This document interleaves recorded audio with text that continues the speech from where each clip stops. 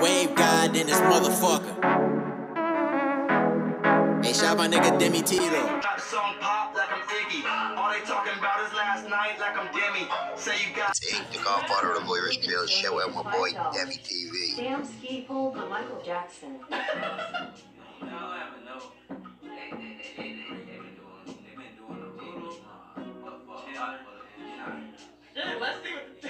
Let's see what the chat thinks. Let's see. Cause that nigga Demi was like, I'm king. What's up, Dean family, Dean Nation? Today we're doing a reaction to Health Anonymous. And if you're new to the channel, like, comment, subscribe, and share the video on all social medias, and comment below what reaction you want me to do next. And this video is called STD Myths You Shouldn't Believe. This is a myth that some people probably been telling y'all that you shouldn't believe about this disease or infection or / illness. You feel me? So we're gonna get into it from the doctors, you feel me? And check out the Dean TV clothing merch in the description box below. Go copy some heat, merch, some drip, some hoodies, shirt, whatever you need over there, you feel me? And go show and so support your boy, you feel me? And no further ado, let's get into this reaction.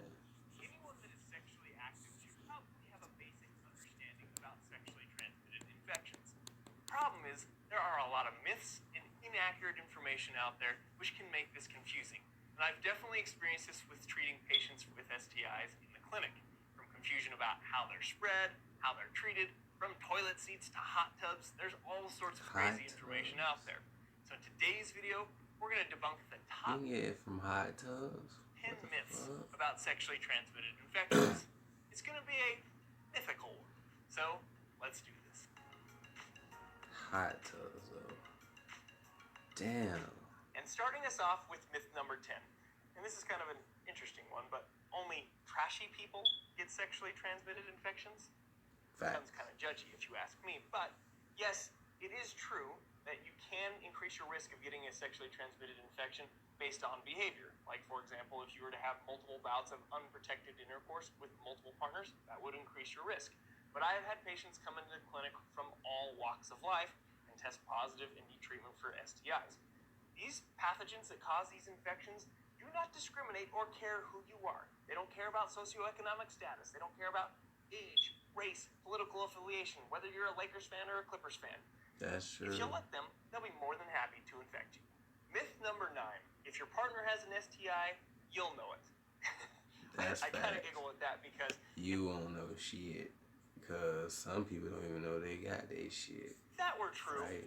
we wouldn't be spreading these infections as easily as we do. Could you imagine the opposite? And the average person could more readily tell if their potential partner did have an STI and they're like, yeah, I think they've got an STI. Let's do it anyway. That's just not how this works, because if people knew more readily, they would probably avoid having intercourse with said person who was infected.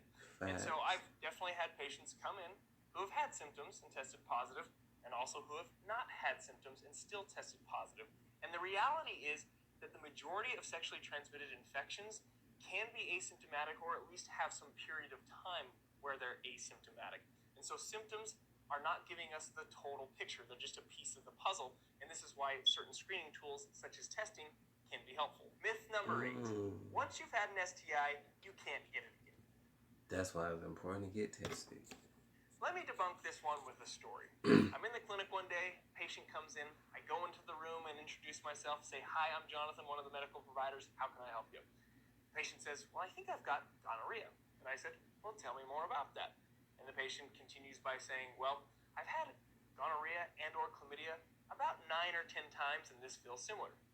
Poker face comes on, we explored this a little bit more deeply, and this patient had in fact had these infections about that number of times with successful treatment.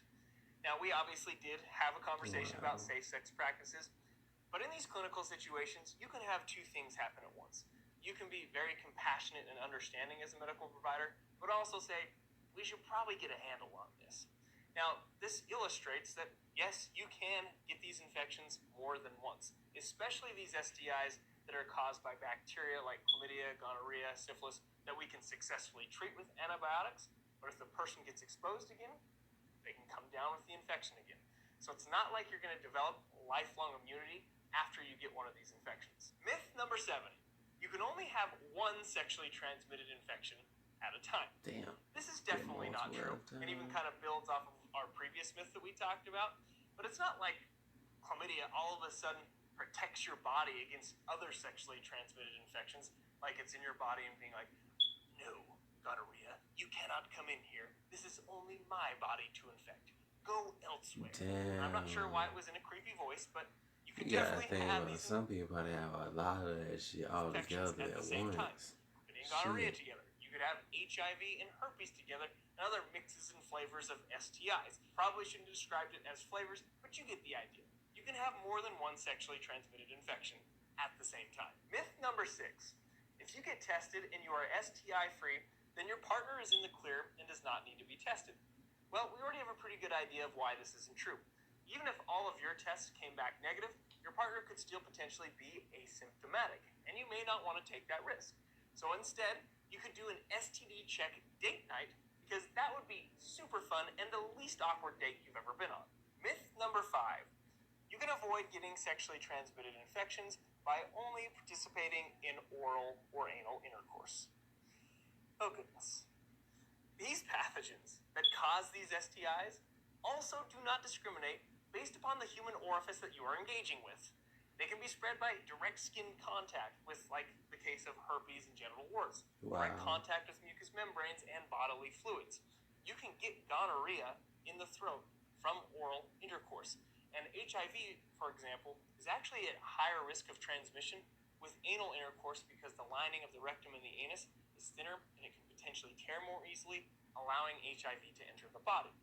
So definitely want to participate in safe sex practices. Wow. So people who like anal and do anal a lot, they had more risk of AIDS. So that's what the A stand for? Anal? With all forms of intercourse. It's Myth an number anal 4. disease? Birth control will protect you from getting an STI. Well, we probably need to clarify what we mean by birth control here, because if you're talking about use of a barrier method like a condom, that could help definitely reduce the risk, not 100%, but it helps protect you against contracting an STI. But most of the time when people are talking about this, they're referring to oral contraceptive pills or things like an IUD. And in that case, those forms of contraception will definitely not protect you against getting an STI. Myth number 3. You can't get an STI in a hot tub. And I need to be clear here before people start freaking out about going to a public pool or public hot tub. If you're just swimming around in a pool or relaxing in a hot tub, you're going to be fine. We're talking about having actual intercourse in said hot tub. In that case, you have direct skin-to-skin contact, contact with mucous membranes, and even bodily fluids, and you could potentially contract an STI. Could you imagine people making out all heavily and getting to this point of no return where they're going to enter the abyss of consensual coitus, and one of them looks at the other and says, "You got a condom?" And the other says, "No. But I do have a hot tub. That should protect us." No. Myth number 2. If your partner pulls out, I'm going to actually not finish this sentence and actually rephrase it a little more scientifically. If your partner retracts penis from currently engaged orifice prior to climax, you can't get a sexually transmitted infection. We all know that is a myth based on everything that we've talked about before. All it takes is skin-to-skin contact with some STIs. Others do require mucous membrane contact, which obviously you're going to do with intercourse, even if climax isn't achieved. And even bodily fluids can be in contact because there's vaginal secretions.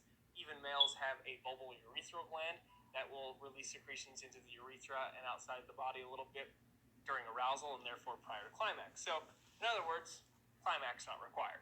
And myth number 1. This one's my favorite. I don't totally know why, but it's you can get an STI from a toilet seat. How is this getting perpetuated?